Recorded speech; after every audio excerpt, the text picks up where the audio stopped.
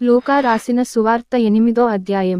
వెంటనే ఆయన దేవుని రాజ్యసువార్తను తెలుపుచు, ప్రకటించుచు, ప్రతి పట్టణములోను ప్రతి గ్రామములోను సంచారము చేయుచుండగా 12 మంది శిష్యులును, అపవిత్రాత్మలును వ్యాధులును పోగొట్టబడిన కొందరు స్త్రీలును, అనగా 7 దయ్యములు వదలిపోయిన మగ్దలేనే అనబడిన మరియయు, హేరోదు యొక్క గృహనిర్వాహకుడగు కూజా భార్యయగు యోహన్నయు, సూసన్నయు ఆయనతో కూడా ఉండిరి.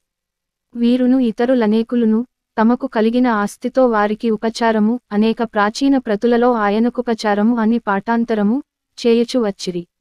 బహుజనసమూహము కూడి ప్రతి పట్టణము నుండి ఆయన యొద్దకు వచ్చుచుండగా ఆయన ఉపమాన రీతిగా ఇట్లనెను. విత్తువాడు తన విత్తనములు విత్తుటకు బయలుదేరెను. అతడు విత్తుచుండగా కొన్ని విత్తనములు త్రోవ ప్రక్కను పడి త్రొక్కబడెను గనుక ఆకాశపక్షులు వాటిని మ్రింగివేసెను. మరి కొన్ని రాతినేలను పడి మొలిచి చెమ్మలేనందున ఎండిపోయెను. మరి కొన్ని ముండ్ల పొదల నడుమ పడెను. ముండ్ల పొదలు వాటితో మొలిచి వాటి ననచివేసెను. మరి కొన్ని మంచినేలను పడెను. అవి మొలిచి నూరంతలుగా ఫలించెననెను. ఈ మాటలు పలుకుచు వినుటకు చెవులు గలవాడు వినుగాక అని బిగ్గరగా చెప్పెను. ఆయన శిష్యులు ఈ ఉపమానభావమేమిటని ఆయనను అడుగగా, ఆయన దేవుని రాజ్యమర్మము లెరుగుట మీకు అనుగ్రహింపబడియున్నది. ఇతరులైతే చూచియు చూడకయు, వినియు గ్రహింపకయు ఉండునట్లు వారికి ఉపమానరీతిగా.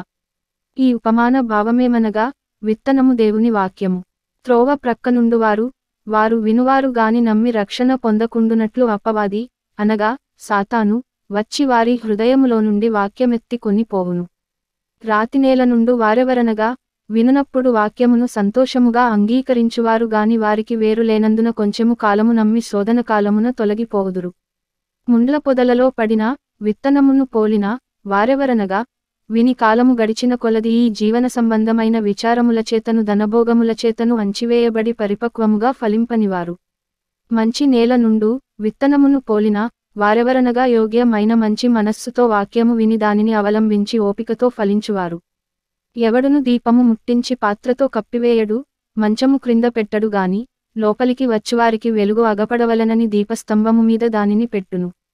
తేటపరచబడని రహస్యమేదియూ లేదు, తెలియజేయబడకయు బయలుపడకయు నుండు మరుగైనదేదియూ లేదు. కలిగిన వానికి ఇయ్యబడును, లేనివాని యొద్ద నుండి తనకు కలదని అనుకొనున్నది కూడా తీసివేయబడును గనుక మీరేలాగు వినుచున్నారో చూచుకొనుడని చెప్పెను. ఆయన తల్లియు సహోదరులును ఆయన యొద్దకు వచ్చి, జనులు గుంపుగా ఉండుటచేత ఆయన దగ్గరకు రాలేకపోయిరి.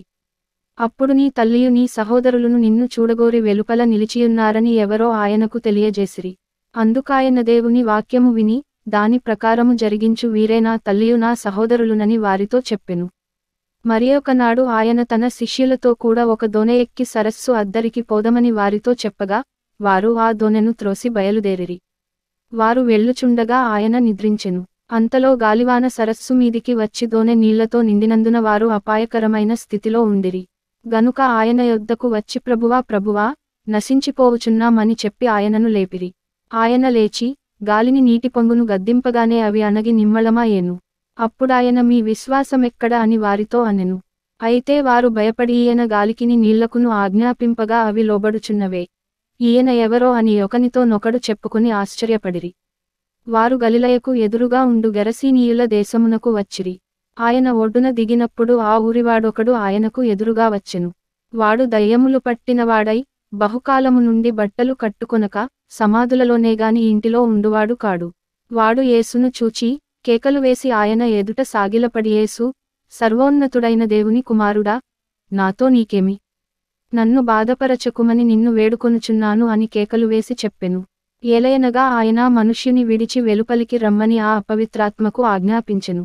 అది అనేక పర్యాయములు వానిని పట్టుచువచ్చెను గనుక వానిని గొలుసులతోనూ కాలిసంకెళ్లతోనూ కట్టి కావలియందుంచిరి గాని వాడు బంధకములను తెంపగా దయ్యము వానిని అడవిలోనికి తరుముకొని పోయెను. యేసుని పేరేమని వాని నడుగగా చాలా దయ్యములు వానిలో చొచ్చియుండెను గనుక వాడు తన పేరు సేన అని చెప్పి పాతాళములోనికి పోవుటకు తమకు ఆజ్ఞాపింపవద్దని ఆయనను వేడుకొనెను. అక్కడ విస్తారమైన పందుల మంద కొండమీద మేయుచుండెను గనుక వాటిలో చొచ్చుటకు తమకు సెలవిమ్మని ఆయనను వేడుకొనగా ఆయన సెలవిచ్చెను. అప్పుడు దయ్యములు ఆ మనుష్యుని విడిచిపోయి పందులలో చొచ్చెను గనుక ఆ మంద ప్రపాతము నుండి సరస్సులోనికి వడిగా పరుగెత్తి ఊపిరి తిరుగక చచ్చెను. మేపుచున్నవారు జరిగిన దానిని చూచి పారిపోయి ఆ పట్టణములోను గ్రామములలోను ఆ సంగతి తెలియజేసిరి. జనులు జరిగిన దానిని చూడవెళ్ళి యేసు నొద్దకు వచ్చి, దయ్యములు వదలిపోయిన మనుష్యుడు బట్టలు కట్టుకుని, స్వస్థచిత్తుడై యేసు పాదముల యొద్ద కూర్చుండుట చూచి భయపడిరి.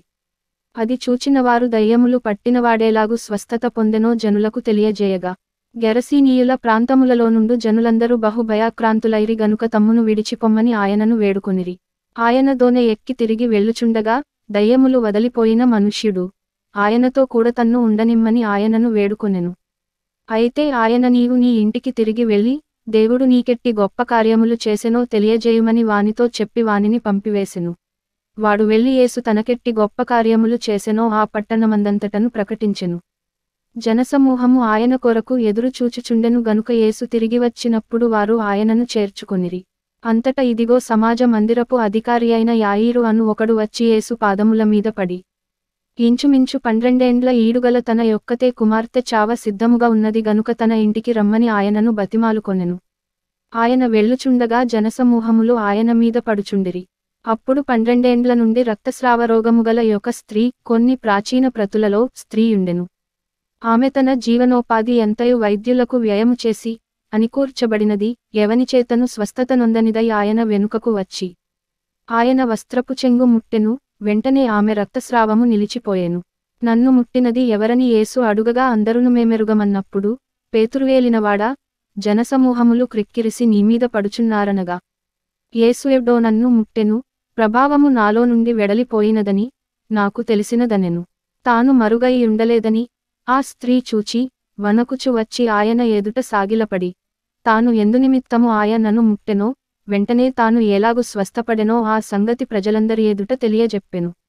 అందుకాయన కుమారి, నీ విశ్వాసము నిన్ను స్వస్థపరచెను, సమాధానము గలదానవైపొమ్మని ఆమెతో చెప్పెను.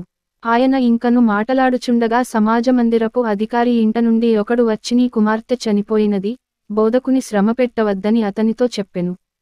యేసు ఆ మాట విని భయపడవద్దు, నమ్మిక మాత్రముంచుము, ఆమె స్వస్థపరచబడునని అతనితో చెప్పి, ఇంటికి వచ్చినప్పుడు పేతురు, యోహాను, యాకోబు అను వారిని ఆ చిన్నదాని తల్లిదండ్రులను తప్ప మరెవరిని ఆయన లోపలికి రానీయలేదు. అందరును ఆమె నిమిత్తమై ఏడ్చుచు రొమ్ము కొట్టుకునుచుండగా ఆయన వారితో, ఏడ్వవద్దు, ఆమె నిద్రించుచున్నదే గాని చనిపోలేదని చెప్పెను. ఆమె చనిపోయెనని వారెరిగి ఆయనను అపహసించిరి. అయితే ఆయన ఆమె చేయి పట్టుకొని చిన్నదానా, లెమ్మని చెప్పగా, ఆమె ప్రాణము తిరిగి వచ్చెను గనుక వెంటనే ఆమె లేచెను.